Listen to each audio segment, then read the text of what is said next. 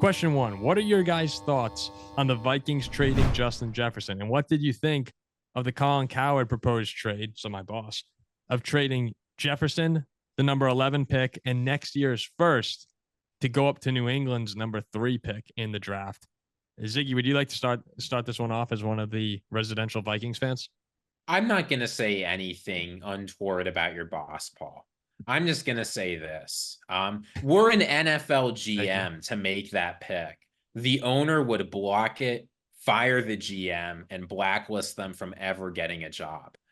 Like, here's the thing. We're not trading up for Caleb Williams here, right? We're trading up for the 3rd best quarterback in Probably the draft. Jaden Daniels. You're probably getting Jaden Daniels. You are trading a guy who is currently one of the couple best players in the entire NFL for the 3rd best quarterback prospect, a guy who is not a lock by any means to be an NFL success. For number 1, even for number 2, I think there's some consideration, but Justin Jefferson is just so good. I can't see moving off of him. You know, the only reason the Patriots are even making that trade is because they don't believe in the quarterback, right? Because it's not like they don't have need for a guy. I'm absolutely sticking with Justin Jefferson instead of trading 2 future firsts and one of the best players in football. Yeah, when you have this probably the 2nd best offensive player in the whole league, you don't get rid of him. Now, also, would you, if you were the Vikings, would you even trade, let's say, would you trade 3 first-round picks to go up to number 3? Would you trade number 11 next year's first and the year after? Because I think Jefferson is worth more than 1 first-round pick. I don't think I get rid of him, period. Yeah. No, but would you trade 3 first-round picks to go up to 3? If I'm Minnesota? Yeah. You'd have to love the guy, right? Yeah, I would not for 3. You're trading 3 first-round picks to go up and sign a guy to a pretty sizable contract. I'd much rather use some of the savings from not having a huge rookie, re-sign Kirk Cousins, try and continue to field a competitive team. Like this team, they looked good this year. The offensive line is Jefferson's contract is going to be huge. He's going to get $30 to $35 million. Yeah, but we've got the cap space, and we can absolutely afford to re-sign. Yeah. Oh no. I'm just saying, like, you are going to spend the bad cap hits from the Justin Jefferson contract don't come until 2027. We should, if you've got an opportunity to compete with a good quarterback, you take it, and that's what we have right now with Kirk. I've seen a lot of people talk about the Vikings trading Jefferson just in general. Nice. Because there are a lot of holes on this roster. You can't ignore that. But at the end of the day, Justin Jefferson he's not just one of the best receivers in the NFL. We're legitimately talking about one of the greatest start probably in the history of a receiving career. I went and looked through. I was like, okay, let me see if the numbers actually line up to what everyone says. And because we know he was doing so well before he got hurt. If you go on a yards per game right now in the entire NFL history, Justin Jefferson is averaging 98.3 yards per game. Number 2 is Calvin Johnson at 86.1. I mean, it's not even close. I mean, yeah, he's 1 to 2. And we're talking Calvin Johnson. Antonio Brown, your boy's 3 at 84.2. Justin Jefferson has 12 more yards than the second closest guy, or the closest. Then if you're going to go, okay, how about through their first 4 seasons? Who has the most yards through their first 4 seasons? In 60 games, Justin Jefferson has just about 5,900 yards. Number 2 is Michael Thomas, 63 games played, 5,500. I mean, the dude is unbelievable. Like, you can't get rid of that. He's generation. You're trading essentially someone who's similar, like Jerry Rice. If I said to you, trade Jerry Rice and 2 1s to go up, even I would say, oh my God, no. I wouldn't have traded Antonio Brown for anything.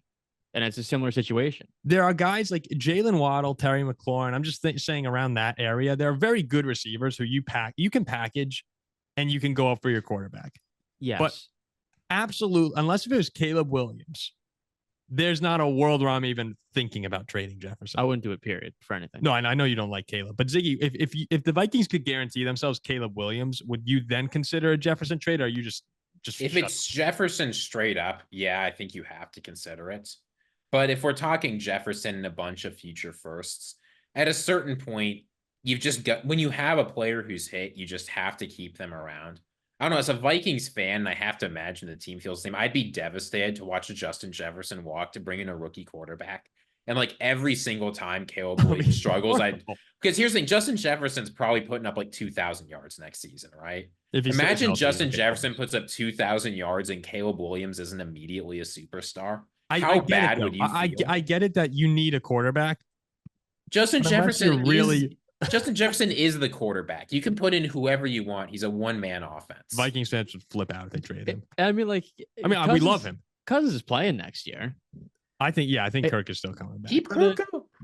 Yeah, with next year, like that's the team who win the NFC North. If Kirk comes back, they can win it. Look, ideally for us, I think we're at 11. Maybe we trade up if we love a quarterback. Trade up, get your guy, and then look at what the Packers are doing.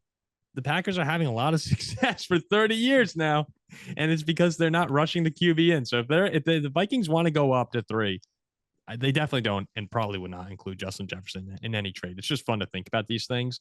But go ahead. It's not fun to think about these things. No, it is not fun to think about Justin Jefferson leaving the Vikings. The number, go look at the numbers. I mean, we're talking about right now the greatest receiver in the history of football through 4 games.